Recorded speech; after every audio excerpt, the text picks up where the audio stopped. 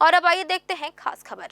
बिलासपुर में लोक निर्माण विभाग की विद्युत एवं यांत्रिकी शाखा में करोड़ों रुपए के ठेकों को लेकर बड़ा फर्जीवाड़ा सामने आया है। बिलासपुर स्मार्ट सिटी लिमिटेड द्वारा वर्ष 2023 में 5 साल के लिए ब्लैकलिस्ट की जा चुकी messrs Shri Krishna infra developer को विभाग ने करीब 13 करोड़ रुपए के नाम आवंटित कर दिए। आरोप है कि कंपनी ने टेंडर हासिल करने के लिए झूठा शपथ पत्र प्रस्तुत किया, जिसमें स्वयं को किसी भी सरकारी विभाग से ब्लैकलिस्ट नहीं होने की जानकारी दी गई थी।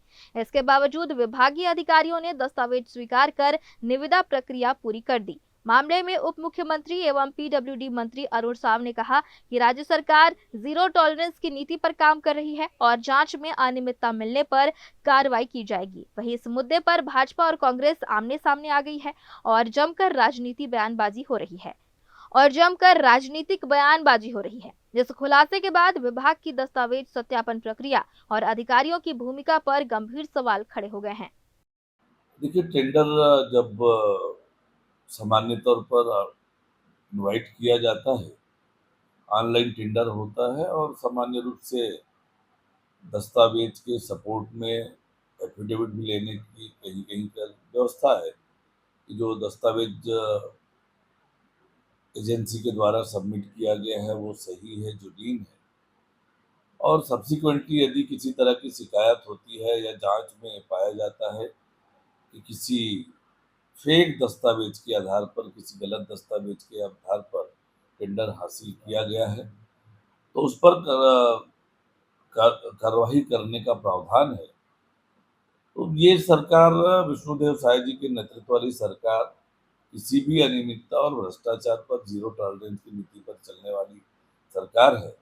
जहाँ कहीं भी अनियमितता और त्रुटि पाई जाएगी उस पर जांच होगी और कार्रवाई होगी। संपूर्ण विषय आपके माध्यम से संज्ञान में आया है और जो विषय संज्ञान में आया निश्चित तौर पर आपत्तिजनक है और इस विषय की उचित माध्यम से जांच और जांच के उपरांत कड़ी कार्रवाई सुनिश्चित हो, ये प्रशासन से आग्रह है और मैं भी इस विषय को आगे बढ़ाऊंगा। देखिए, पूर्ववर्ती सरकार के दस्तावेजी प्रमाणीकरण की कोई व्याख्या नहीं की जा सकती।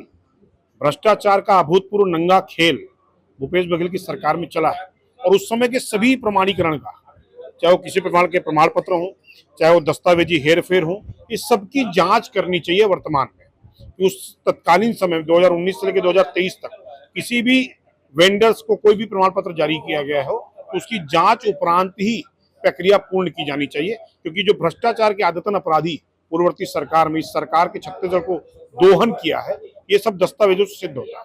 देखिए, निश्चित रूप से भाजपा की जो सरकार है, विष्णुदेव की सरकार है, वो पूरी तरह से भ्रष्ट सरकार है और इनको केवल भ्रष्टाचार करना आता है, किसी प्रकार से पारदर्शिता करना इनको नहीं आता। निश्चित रूप से आपको भी पता होगा कि जो टेंडर की प्रक्रिया होती है, उसमें जाँच होती है, कागज़ों की जाँच होती है, दस्तावेज़ों की जाँच होती है और जो कंपनी जिसको सही पाया जाता है, उससे टेंडर दिया जाता है। लेकिन अधिकारियों ने आँख मूंद कर यदि 13-13 करोड़ रुपए का बंदरबांट किया है, तो निश्चित रूप से भ्रष्टाचार हुआ है। अधिकारियों को इसमें मिली भगत है और किसी न किसी प्रकार से ये शासन प्रशासन में बैठे हुए हमारे मंत्रीगण, नेतागण भी भ्रष्टाचार में शामिल है। आदरणीय पीडब्ल्यूडी मंत्री अरुण साव जी बिलासपुर के रहने वाले हैं, बिलासपुर उनका क्षेत्र है और अगर यदि किसी कंपनी को फर्जी तरीके से टेंडर दिया जा रहा है और वो पहले ही ब्लैक लिस्टेड कंपनी है, तो निश्चित रूप से उस पर बड़ी से बड़ी कार्रवाई होनी चाहिए और जो इसके पीछे पर्दे के पीछे जो नेतागण शामिल हैं, जो अधिकारीगण शामिल हैं, उन पर भी उचित कार्रवाई होनी चाहिए।